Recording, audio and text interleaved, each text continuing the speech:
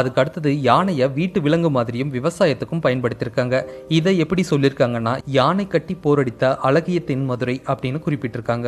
அதுக்கு அடுத்தது குமரி கண்டத்துல இருந்த மேருமலையை பத்தியும் அங்கு அதிகமா தங்கம் காணப்பட்டதை எப்படி சொல்றாங்க அப்படின்னா, மேருமலை மீது பறக்கும் காகம் கூட பொன் காகமாக மாறும் அப்படின்னு சொல்லியிருக்காங்க. இப்படி சிலப்பதிகாரம், மணிமேகலை, சீவக சிந்தாமணி ஆகிய நூல்கள்ல குமரி கண்டத்தை பத்தியும் நாடு பத்தியும் மலைகளை பத்தியும் நதிகளை பத்தியும் தெளிவா சொல்லியிருக்காங்க. பேரிடரை முன்கூட்டியே கணிச்சு மணிமேகலை நூல்ல சொல்லியிருக்காங்க.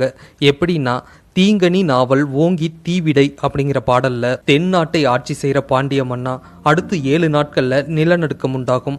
அப்போ இந்த நிலமும் கிழக்கு திசையில் அமைந்த 400 நிலப்பரப்பும் அழுந்தி அழிந்தொழியும் அப்படின்னு நிலநடுக்கத்தை கணிச்சிருக்காங்க. அதுக்கு அடுத்தது சிலப்பதிகாரத்துல வடிவேல் எறிந்த வான்பகை பொறாது பக்ருளி ஆட்டுடன் பன்மலை அடுக்கத்து குமரிக்கோடும் கொடுங்கடல் கொல்லா அப்படின்னு சுனாமி ஏற்பட்டு பேரிடர்ல இந்த நாடும் நதியும் பதியும் அழியும் அப்படின்னு சொல்லியிருக்காங்க.